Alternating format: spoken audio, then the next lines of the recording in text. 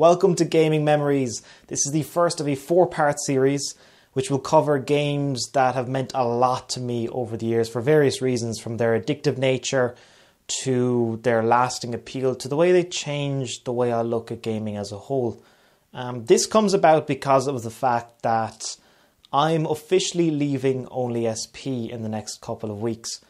And throughout my last 5.5 months or so with the site, I've had the opportunity and the pleasure of reading a lot of your comments on the many videos I've done.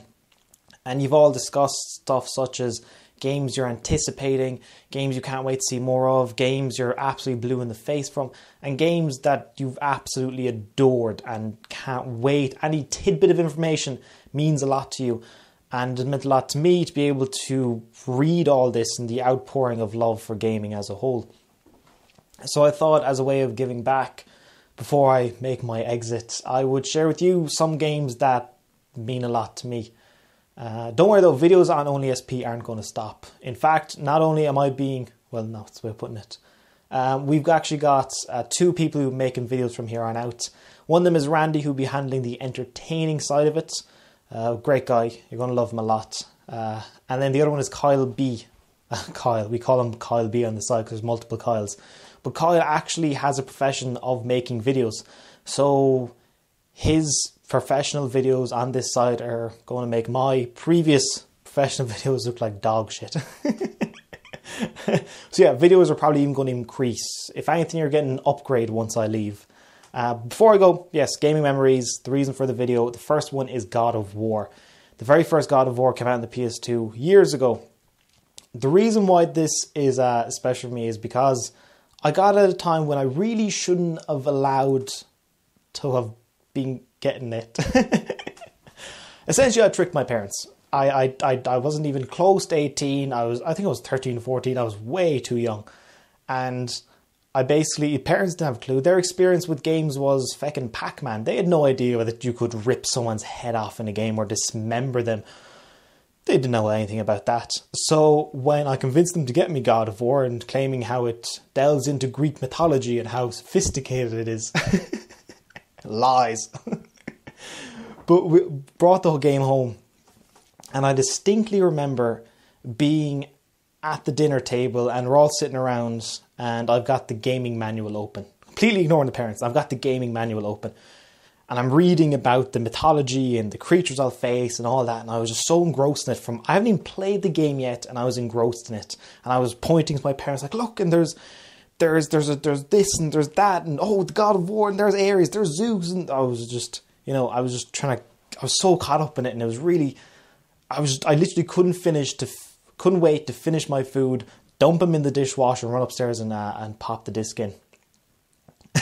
Pop the disc in. Start the game. And the moment I put it in, sexual innuendos everywhere. Okay, the moment I started playing, I was immediately blown away by first the level of violence. Oh my word, the opening cinematic where Kratos asks Ares to save him, and then it goes on from him being saved to getting the Blades of Chaos to doing Ares' bidding to accidentally killing his family and being covered in the ashes of them.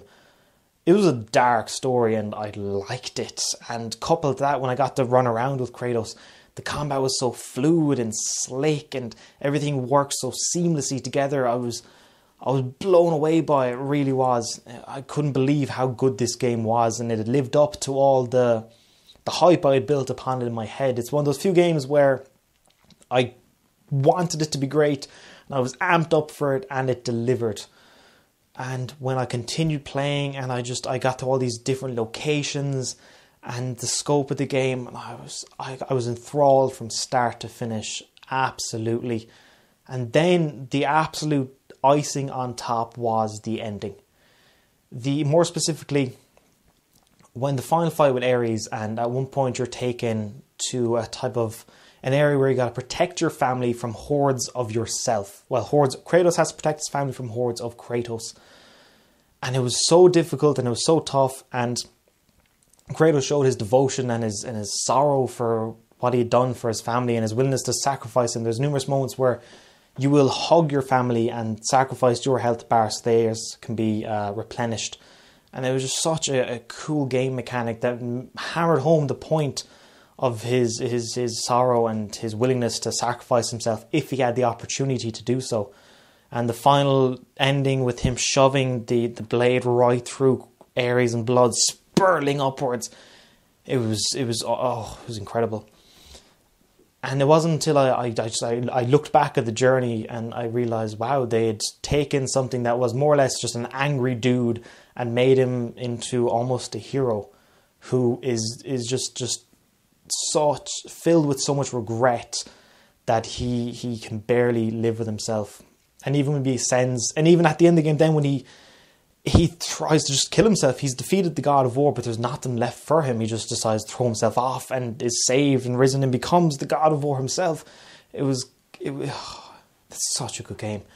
And not only did I finish it on normal, this is before any need for trophies, before any need for completing a game on the hardest difficulty, but I wanted to. I went back and I played it on God mode. It was the hardest difficulty, and it was my first ever experience with playing a game ridiculously hard and dying a lot. Just dying so many times, and until I figured out the enemy's movement, the patterns, the time to strike, the time to dodge, until I figured all that out, I was just being killed mercilessly. But I got to a point where I became really good at the game, and it became so satisfying and rewarding to be able to pinpoint the moment to strike. And once I got to the end of the game and I finished it on God mode, it is still one of my proudest achievements, proudest moments in gaming, is finishing God mode in God of War. I was so thrilled about it that I held on to that moment for years. And then, this is how much I enjoy God of War.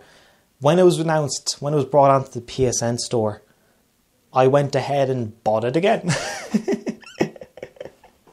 I bought it again on the PlayStation, and I have the Platinum Trophy for finishing it on God mode and getting all the collectibles and everything. So I've actually 100%ed God of War twice. And it still holds just a dear place for me because of it. Is the fact is the first game that I finished on the hardest difficulty because I wanted to, not because I had to, not because there was a trophy at the end or because it would give me something back. It was because I wanted to. I just wanted to extend the lifespan of that game as much as possible. And then after finishing on God mode, I did something else. I speed ran it. I actually speed ran the game, and I went through it in, I think, maybe 2 hours and something. But I didn't know there was anything about speed running. First ever instance of speed running a game as well. So for those two reasons, finishing on the hardest difficulty and speed running a game for the first time ever, that is why God of War is one of my fondest gaming memories. Oh, yeah. So there you go. That's why God of War is so special to me. If God of War is also a special game to you, be sure to let me know in the comments section. I will read and probably respond to every single one. Part 1 is done. Check back on Wednesday for part 2, the following Saturday for part 3, and the finale will be part 4, which will be on the Wednesday afterwards. So thanks for joining me, and until next time, take care.